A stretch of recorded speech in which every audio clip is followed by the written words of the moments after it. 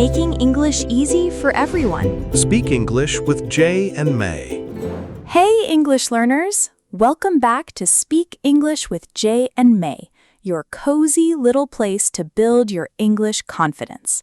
I'm May. Hello, May, and hello, everyone. I'm Jay. How are you today, May? I'm doing great, Jay.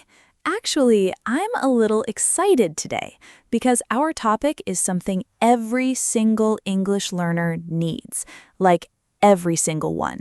Ooh, every single one? Okay, now I'm curious. What is it? Today, we're talking about how to introduce yourself in English, the easy way. Oh, wow. Okay, that sounds simple, but honestly, I used to panic when someone said, "Tell me about yourself." My brain just stopped working. Yes, that is the most common thing I hear from learners. And you know what? It's not because they don't know English. It's because nobody taught them what to actually say. Right, like I knew words, I knew grammar, but when someone looked at me and said, "So, who are you?" Blank. Total blank. Exactly. And here's the thing. Introducing yourself is the very first door to every conversation. If you open that door confidently, everything else becomes so much easier. Okay, so Jay, when someone asks you to introduce yourself, what do you think they actually want to know? Your name, where you're from, what you do? Yes, that's it. It's really that simple. A basic self-introduction only needs 4 things: your name, where you're from, what you do, and one small personal detail. Wait, only 4 things? Only 4. Most people think they need to say everything about their whole life, but actually, a good introduction is short, clear, and interesting. Think of it like a movie trailer. Oh, I like that. A movie trailer. You give just enough to make people want more. Exactly. You're not giving the whole movie. You're giving the best parts so people want to keep talking to you. Okay, so let's go through each part. Number 1, your name. That should be easy, right? You'd think so, but actually, many learners say their name so quietly or so fast that people don't catch it. So the tip here is say your name slowly and clearly, and smile when you say it. Oh, that's a small but important tip. Like, "Hi, my name is Jay." Say it like you mean it. Yes, own your name. Say it with confidence, because your name is the first gift you give someone in a conversation. I love that. Your name is a gift. Okay, number 2, where you're from. How do you say that naturally? So, a very natural way is to say, I'm from, and then your city or country. But here's the interesting part. You can add a tiny detail to make it memorable. Like what? For example, instead of just, I'm from Japan, you could say, I'm from Japan, actually from a small city near Tokyo. It's known for amazing ramen. Now people remember you. Oh, wow, that's clever. You gave a little bonus detail, something interesting. Right. It gives the other person something to respond to. They might say, oh, really? I love ramen. And suddenly you have a real conversation going. So it's like giving them a conversation hook, something to hold on to. Beautifully said, Jay. A conversation hook. Yes. Okay, number 3, what you do. Now this one always confuses me. What if your job title is complicated? Or what if you're a student? Great question. If your job title is complicated, just simplify it.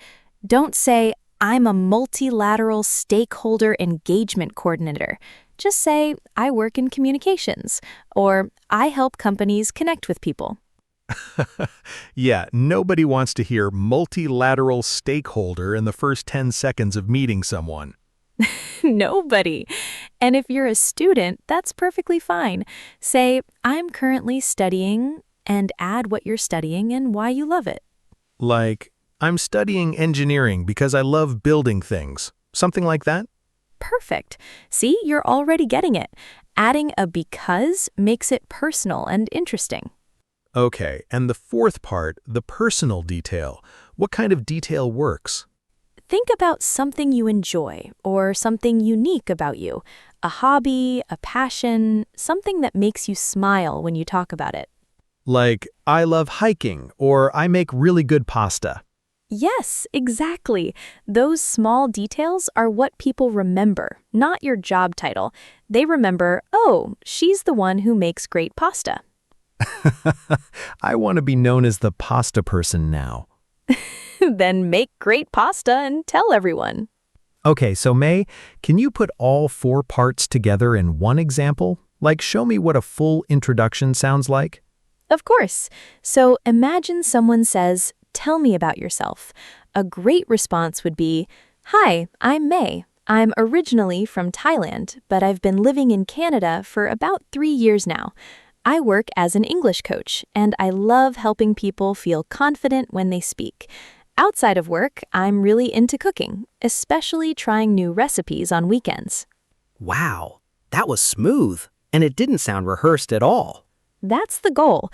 It should feel natural, like you're just chatting, not like you're reading from a paper. Wait, here's the interesting part I want to ask. What if someone asks a follow-up question, and you get nervous again? Ah, yes, this is where things change, because a lot of people prepare their introduction, they say it great, and then when the follow-up comes, panic returns. Yes, the follow-up question panic is real. So, the trick is when you add those small details to your intro, you're actually controlling what the follow-up question will be. You're setting the path of the conversation. Oh, so if I say, I love hiking, the follow-up will probably be, oh, where do you hike? And I'm ready for that. Exactly. You already know what's coming, so you don't panic. You planned it without them knowing. That's so smart. You're like a conversation chess player. I've never been called that before, but I'll take it. Okay, May, I have to ask, what about formal situations, like a job interview? Is the introduction different? Yes, a little. In a formal setting, you keep the same 4 parts, but you make your language a little more professional, and you focus more on your experience and skills. So instead of talking about pasta, you talk about your achievements. Yes, probably leave the pasta for a casual networking event, not the job interview. Fair point. So what would a formal version sound like? Something like, good morning, my name is May. I have 5 years of experience in language education, and I specialize in building communication confidence in adult learners. I'm passionate about making English accessible and practical for everyone. Wow, same person, totally different energy. Same person, same information, just dressed differently, like wearing a suit instead of jeans. You're still you, just adjusted for the room. I love that analogy. Dressed differently, adjusted for the room. And here's one more thing. Informal introductions always end with something that shows you're interested in being there, like, I'm really looking forward to this opportunity, or I'm excited to learn more about your team.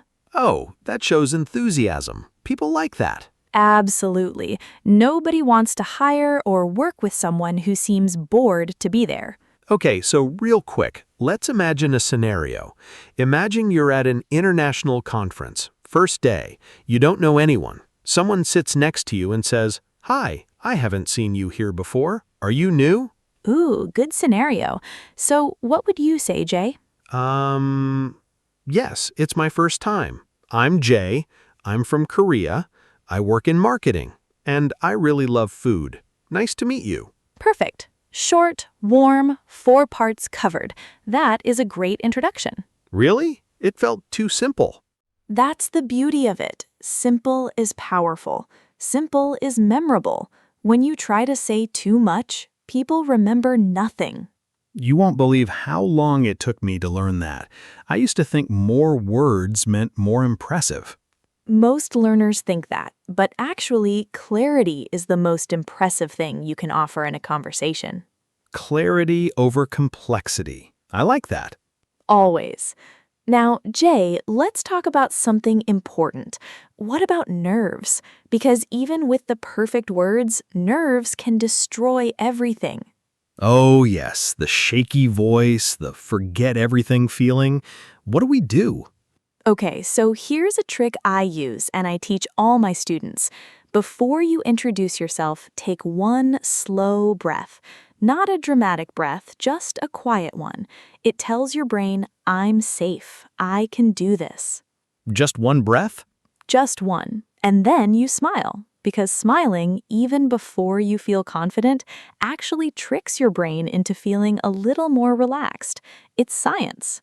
Wait, smiling tricks your brain? You mean like, Yes, when you smile, your brain releases small amounts of feel-good chemicals, so even a fake smile helps reduce nervousness. Smile first, feel better second. that's wild. I'm going to try that next time. One breath, smile, go. One breath, smile, go. That's the formula. Okay, May, I know we talked about what to say, but what about what not to say? Any common mistakes? Oh, yes, great question. Mistake number one, apologizing before you speak. Sorry, my English is not very good. Please don't start with that. Oh, I've done that so many times.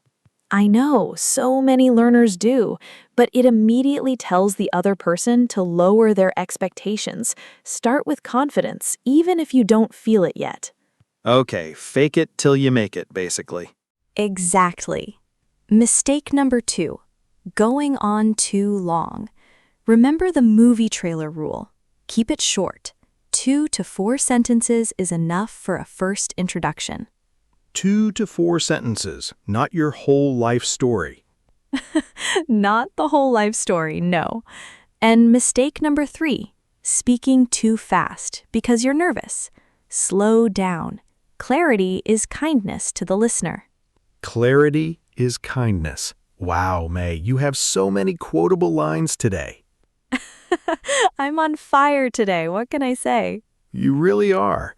Okay, so should learners write their introduction and practice it? Yes, write it, read it, say it out loud in front of a mirror, record yourself on your phone, listen back. Oh, recording yourself is a great idea, even though it feels so awkward the first time. So awkward. Nobody likes the sound of their own recorded voice. But it's the fastest way to improve. You hear things you never notice when you're speaking. Like, oh wow, I say 40 times in 10 seconds. Exactly. And once you hear it, you fix it. That's how you grow. Okay, listeners, I hope you're taking notes because this is gold. All right, May, vocabulary moment time. I know you have 5 key phrases for us today. Yes. Okay, let's go through them quickly. Phrase number 1. I'm originally from.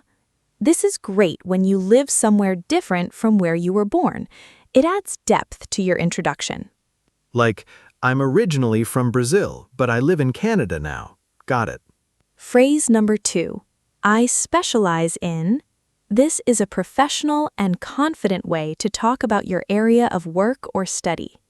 I specialize in graphic design. Yeah, that sounds so much better than I do design stuff. Much better. Phrase number 3. I'm really into. This is casual and great for sharing hobbies or passions in a natural way. I'm really into photography. Easy and natural. I like it. Phrase number 4. I'm looking forward to. This is perfect for ending a formal introduction on a positive, enthusiastic note. I'm looking forward to working with your team. That's smooth. That's professional. And phrase number 5. Nice to meet you. Simple, classic. Never skip it. Always end your introduction with this. It shows warmth and good manners. Nice to meet you. 3 words, but they matter so much. They really do. Those 3 words open a door. They tell the other person, I see you, and I'm glad we met. Oh, that's beautiful, May. Okay, I'm getting a little too poetic. Let's wrap this up. No, I love it. But yes, let's bring it home. So, to summarize, a great self-introduction has 4 parts: name, where you're from, what you do, and 1 personal detail. Keep it short, keep it clear. Adjust the tone for the situation, casual or formal, and always end with "nice to meet you." Don't apologize for your English. Don't rush. One breath, one smile, and go. And practice it. Write it, say it out loud, record yourself. The more you practice, the more natural it feels. Honestly, today's episode reminded me that the basics are actually the most powerful things. We overcomplicate everything. Always. Simplicity wins every time. And confidence isn't about perfect English. It's about showing up and trying. I really needed to hear that today, and I think our listeners did too. Now, here's our question for you today, English learners. We want to hear your introduction. Write it in the comments below. Tell us your name, where you're from, what you do, and one fun fact about yourself. Yes, use the phrases we talked about today. Practice in the comments. We read them. We love seeing your progress. And if this episode helped you, share it with a friend who's learning English. Also, if you haven't subscribed yet, please hit that subscribe button right now. We drop a new episode every single day, and you don't want to miss any of them. Every day, people, we show up for you every day. The least you can do is hit subscribe. It's free, and it means the world to us. It really does. Thank you so much for spending this time with us. You are doing amazing just by showing up and learning today. Keep practicing, keep showing up, and remember, your English is growing every single day, even when you can't see it. This is May, And this is Jay. saying keep speaking, keep smiling, and we'll see you in the next episode. Bye! Bye, everyone. See you tomorrow.